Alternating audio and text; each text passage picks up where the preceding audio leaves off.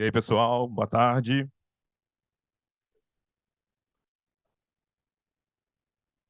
Estão me ouvindo bem? Sim? Valeu. Pessoal, primeiro de tudo, agradecer pela oportunidade de estar aqui falando com vocês, né, do assunto que eu gosto muito, que é falar um pouco sobre APIs, né?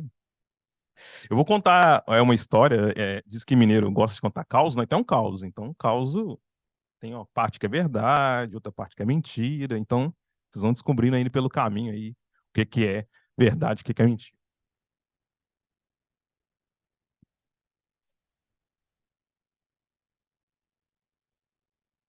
Beleza, então eu vou contar como a gente saiu do zero a chegar a 1 bilhão de requisições sem dor de cabeça. Para quem é dev, dor de cabeça é, cara, você não trabalhou no final de semana, você dormiu bem à noite, você abriu aquela cerveja na sexta-feira e conseguiu tomar ela inteira. Então, isso para a gente é não ter dor de cabeça. Então, falando um pouco de mim, eu sou o Wagner, vou aproveitar aqui e fazer minha audiodescrição. Então, eu sou um homem negro, tem um cabelo tipo de dread, assim, tá mais ou menos no olho. Tô usando uma blusa vermelha, até mais ou menos aqui a manga. Tô de calça verde, sapato azul. E é isso. E ali tem as minhas redes. Se eu falar alguma coisa aqui que para vocês seja interessante, se vocês querem que eu aprofunde, me chame por ali. Então, só um pouquinho aqui sobre o que eu vou falar, né? Então, vou falar um pouco aqui da motivação, por que a gente tem que colocar APIs como APIs públicas, qual que é a origem, né, da gente fazer ali a gênese, por que a gente quis fazer e como a gente começou a fazer a ideia de ter API pública. Vou falar um pouco da nossa arquitetura, então como que a gente, depois que a gente partiu da ideia de criar um hub de API públicas, como que a gente organizou isso. Vou falar um pouco ali do ciclo de vida, né, a gente lá na trilha de APIs teve a oportunidade de falar muito sobre esse tema, sobre o ciclo de vidas, mas quem está vendo aqui na Stadium, vou falar um pouco sobre o ciclo de vida de APIs. Eu falo também um pouco do futuro, né? O que a gente pensa para o futuro. Estou indo para trás. Agora sim. Então, motivação, eu acho que a gente estava lá na trilha de API, a gente falou um pouco sobre isso, mas eu queria ver aqui, quem já ouviu falar sobre o termo API Economy? É, poucas pessoas, então vou trazer um pouco aqui do que é esse termo de API Economy. Mas assim, quem trabalha hoje com desenvolvimento, ou quem trabalha com papel de gestão, uma pergunta. Tem alguma API que vocês tenham hoje, vocês olharem para ele e falam, cara, a gente fez um trabalho bem legal. Se a gente colocasse isso aqui para o mercado, a gente, no mínimo, ajudaria a comunidade ou poderia ganhar dinheiro. Tem alguma API que vocês trabalham hoje que você fala assim, cara, essa API, se ela fosse usada além dos nossos produtos, a gente poderia, por exemplo, ganhar dinheiro? Quem tem alguma assim, levanta a mão, porque eu tenho pelo menos umas 10. Então, assim, a ideia é que a API Economy já é uma realidade. Assim, a gente hoje já trabalha construindo soluções, né? A gente teve uma palestra aqui recentemente falando sobre chat GPT, mas você pode ter a inteligência artificial através de API, então é uma maneira que você pode criar algo através de APIs. As APIs, por exemplo, de geolocalização, você pode usar isso para poder fazer. Então, assim, já é normal que você tenha APIs hoje para você poder evoluir o seu mercado. Assim, a gente já tem isso. Então, a ideia é que a gente consiga, hoje, olhar para as nossas APIs como um produto que a nossa organização pode gerar receitas.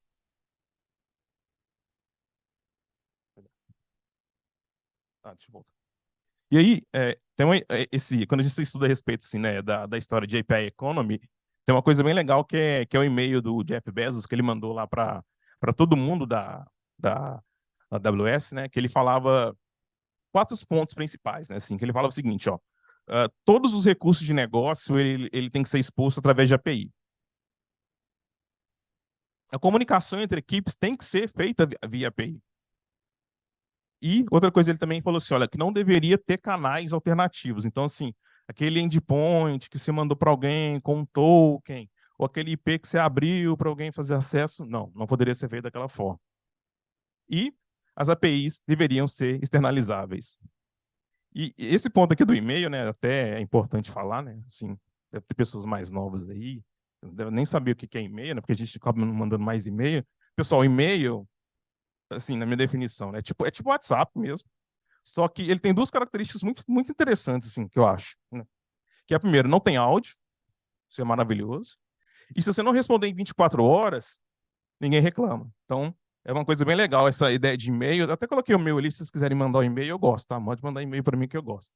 Mas a ideia ali do Jeff Bezos era, tipo assim, dele estimular ali dentro da AWS que aquele ecossistema todo fosse criado através de APIs.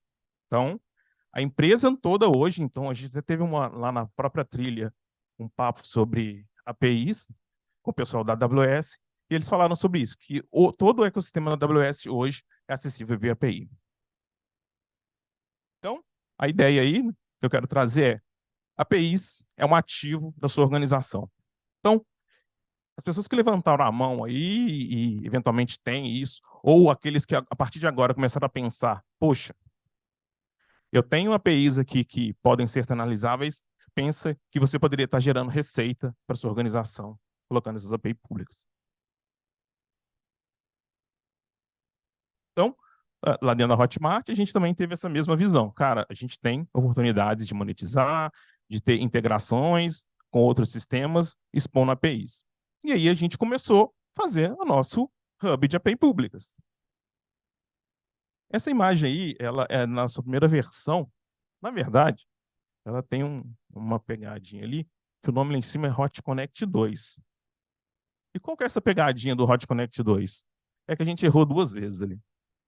Então, a única certeza que a gente tem, quando a gente foi começar a criar esse projeto, é que a gente teria que errar. Mas eu não queria errar 2 vezes, mas a gente errou.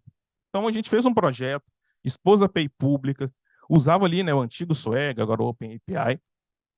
Só que a gente viu que isso era limitado. Por quê?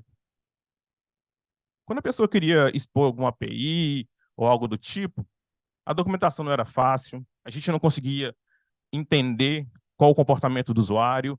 E aí a gente, poxa, quando a gente errou uma vez, Hot Connect 1, errou 2 vezes, Hot Connect 2, e viu que não deu certo, o que a gente faz? O que vocês fazem quando vocês veem que estão errando demais assim? Faz teste, compila o código de novo e vê se, sei lá, um universo vai fazer funcionar. O que vocês fazem em geral? Eu acho, assim, respondendo, né, para vocês, acho que a gente faz o que a gente está fazendo aqui agora. A gente cria uma comunidade, aprende. Está todo mundo aqui hoje fazendo isso, trazendo aqui as experiências, as coisas certas que fizeram, as coisas não tão certas que fizeram. E aí a gente fez essa mesma situação. A gente foi perguntar.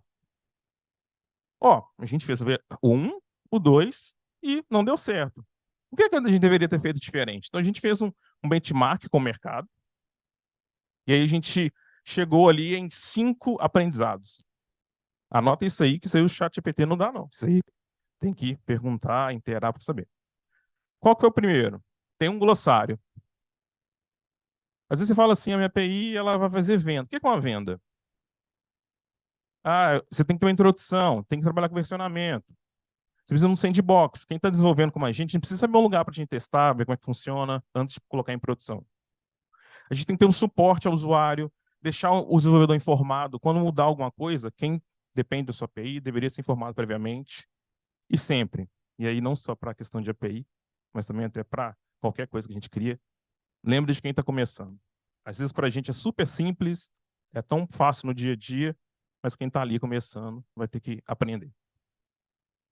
Então, isso aí foi o que a gente aprendeu. Então, a gente descobriu que a gente tinha errado, a gente descobriu o que a gente tinha para fazer e a gente criou esse mapa aí de conhecimento do que era importante. Vamos trazer um pouquinho. Não vou entrar em todos os detalhes, porque, enfim, tem muita coisa aí. Depois se quem quiser aprender a entender melhor, eu explico. Mas, enfim, basicamente a gente teria que pensar em autenticação e autorização. Esse seria o principal ponto que a gente deveria trabalhar. No segundo ciclo ali, um ciclo em vermelho, a gente estaria trabalhando sobre rate limit, exemplo de código, trabalhar um pouco sobre changelog, monitoramento, eram coisas que a gente tinha que fazer, porque nesse cara a gente estava ali trabalhando para preparar para evoluir. E a gente tinha que pensar também nos consumidores. E aí a gente tinha que ter um portal e também tinha que ter um sistema com resiliência. E nesse ponto, a gente chegou que era necessário a gente ter um API Gateway. Então, falar um pouquinho aqui agora da arquitetura. Então, estou contando o caos. A gente entendeu o problema, entendeu a motivação, erramos 2 vezes. Na terceira, a gente perguntou para a comunidade: comunidade, o que vocês estão fazendo? A partir disso, a comunidade deu alguns insights, a gente montou a nossa estrutura, que eu vou tentar trazer para vocês aqui agora. Só trazendo um contexto, né, básico, mas enfim. Você cria um portal ali, e esse portal ele vai ser consumido talvez por um desenvolvedor que está construindo uma solução. Esse desenvolvedor ele vem e faz uma requisição usando Postman, ou coisa do tipo. Ou você vai ter ali alguém que é um job ou uma solução mais robusta que vai consumir. Então, você tem vários perfis de usuário que acessam aquele seu portal, né? Ali nosso Hotmart Developers. E, no final das contas, é um hub de APIs. E aí eu quebro aqui agora em mais detalhes, que é o que é a arquitetura basicamente aqui do nosso portal. Então, de novo, tem os dois roles ali, os dois papéis que estão trabalhando nessa arquitetura, eles vão acessar ali inicialmente a um único ponto de acesso, né? Que pode ser uma CDN, ou várias CDNs, enfim, mas ele vai ter um único ponto de acesso. A partir disso, você consegue ter caching, então você tem caching ali, enfim, para quem está fazendo a requisição, você já conseguir responder de forma mais rápida. Você cria ali vários clusters, então seu API Gateway, ele não vai estar num único ponto, né, de falha, então aquela ideia de não vai colocar todos os ovos aqui na única cesta, então você espalha isso, mas enfim, essa arquitetura ela não é exposta para quem está de fora, para quem está de dentro ele está sempre chamando um único API Gateway, mas assim, a ideia é que você tenha várias soluções, né, vários clusters, né, uma fazenda de API Gateways. Esses API Gateways redirecionam essas requisições ali para o que a gente chama de upstream, né, que são efetivamente as APIs que a gente constrói, né? A gente fala muito ali do API Gateway, mas no final das contas vai ter uma API que tem Spring ou qualquer outra solução que você deseja criar uma API hash, por exemplo, que vai responder para você. E aí você também teria várias opções de banco de dados. Então, a ideia principal aqui você tem uma API Gateway que ele abstrai todos os detalhes de tecnologia. Vocês se lembram lá que, lá no e-mail do Jeff Bezos, ele fala, tecnologia, nesse ponto, deveria ser um detalhe, né? Então, basicamente, essa é a nossa arquitetura. Então, nesse tipo de arquitetura, um componente muito, muito importante, assim, e eu vou deter mais tempo nele, é o API Gateway, né? Então, ele tem um papel ali muito importante. Mas, assim, quando você trabalha com esse tipo de arquitetura na prática, você tem o que a gente chama de vários componentes que estão na ponta, né? De edge components, assim. Então, você vai ter ali um CDN, você vai ter um ALF, enfim. Mas eu só vou deter aqui um pouco no que seria o API Gateway, porque ele realmente é o que vai te ajudar a expor com confiança, segurança e monitoramento. Então, assim, basicamente, né, quando eu falo de um API Gateway, o que é? É um cara que vai proteger suas APIs ali. Você vai ter um único ponto, né? Na verdade, eu falo único ponto, mas assim, isso é de maneira teórica, mas na prática você vai ter, para garantir resiliência, várias instâncias desse API Gateway. E ele redireciona essas requisições para o que a gente chamaria dos nossos microserviços e atenderia uma requisição. Basicamente, teoricamente, esse é o papel do API Gateway. Só que na literatura, quando você estuda um pouco a respeito disso, você vê assim que o que esse componente de software basicamente ele vai trazer para você? Você precisa de algo que te dê confiança, né, seja resiliente, segurança, então você tem que garantir autenticação, autorização. Lembra lá do slide que o core tinha autenticação e autorização. E ele tem que também trazer o que a gente chama de observabilidade, né? Você tem que saber quem está te chamando, como está te chamando, qual que é o padrão de uso daquela ferramenta. Aí, nesse ponto, né, que eu te falei, esse componente de software ele vai te trazer, basicamente, essa autenticação, autorização, a ideia de rate limit. Não sei se vocês viram recentemente que teve até uma mudança na cobrança lá das APIs do Twitter. Ele trabalhou com a questão de rate limit. Então, assim, quando a gente está falando de monetização, de alguma forma, a gente pode estar falando ali de como que a pessoa acessa um recurso. Então, uma das maneiras é através de rate limit. Naturalmente, caching, log e o processo de validação e transformação. Por quê?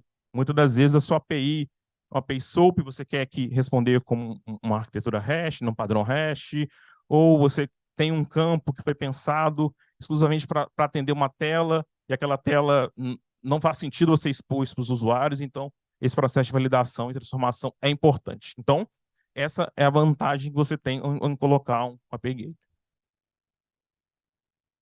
Eu vou falar um pouco do que a gente chama de upstream, né? Mas, enfim, são aquelas, efetivamente, são os componentes de software que respondem à sua requisição, e aí pode ser, nesse caso, pode ser API exclusivas.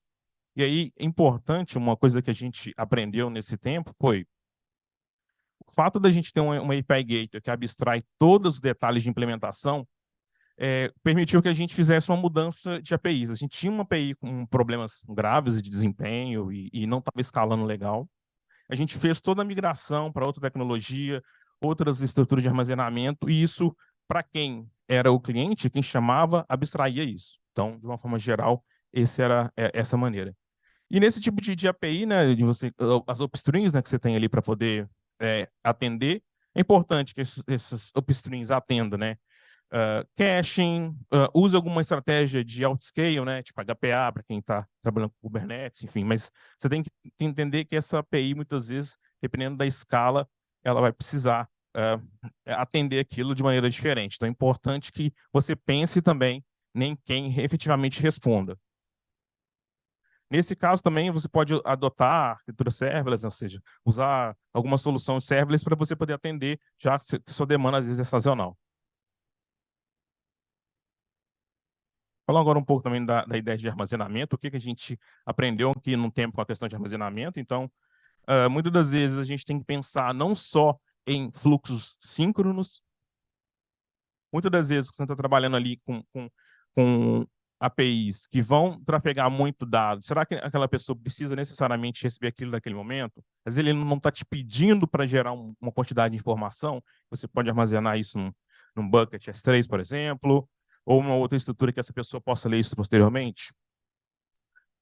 Parte também da premissa, uma coisa que a gente aprendeu foi a gente ter diferentes, né, soluções de banco de dados. Então, trabalhar com bancos relacionais, TI, espacionamento, réplicas exclusivas de leitura, alguns casos que você precisa migrar esses dados, né, usar a tecnologia como CDC, e também alguns casos, né, de usar soluções no SQL, por exemplo, bancos orientados a documento ou banco colunar, para você poder atender essas demandas. Então, ou seja, com o tempo a gente foi entendendo que o nosso problema não era só a parte da ponta ali, nossa API Gateway. A gente tinha que, com o tempo, com recebendo mais requisições, mexer na arquitetura inteira da empresa. Então, é importante quando a gente fala, eu quero expor APIs, isso pode ser que interfira na empresa como um todo. Eu vou falar agora uma coisa que a gente também viu a necessidade, e a gente já até tratou um pouco sobre isso hoje nossa trilha, né, sobre o ciclo de vida, né, de uma, de uma API. E aqui é importante, quando a gente fala do ciclo de vida, é que quando a gente está trabalhando com esse processo de publicação de APIs, uma coisa que a gente aprendeu é que esse tipo de situação ele não é exclusivamente do time técnico. A gente fala que é literalmente sobre ombros de gigantes. Assim, a gente tem desde pessoas de negócio, pessoas envolvidas na ideia de experiência do usuário, né, de UX, UX Writer, que vai descrever a documentação. Então, assim, são várias pessoas que estão envolvidas nesse fluxo de publicar. Então, nosso ciclo de vida, basicamente, ele tem a ideia de concepção, então, ou seja, para quem que é essa API? Qual o problema de negócio eu vou resolver? E aí depois eu vou para a ideia ali exclusivamente de desenho, né, em que eu tenho meu Open API, e aí a ideia de API First, ela entra aqui em que você vai e desenha a sua solução a partir daquela visão ali da concepção. Posteriormente, você entra num processo de desenvolvimento em que efetivamente, você constrói APIs exclusivas ou, muitas das vezes, publica isso através do nosso API Gateway. Então, tem um fluxo ali de publicação automatizada, que usa o próprio OpenAPI ou outras formas, enfim. A gente até já falou algumas hoje lá na trilha, a respeito de infraestruturas as a code, assim, de usar outras soluções para publicar API. Então, tem várias aí que você pode adotar. Tem um processo que a gente viu que era importante de garantir a integridade dos dados. Assim, basicamente, né, a gente está falando de API como um conceito que a gente já parte do entendimento.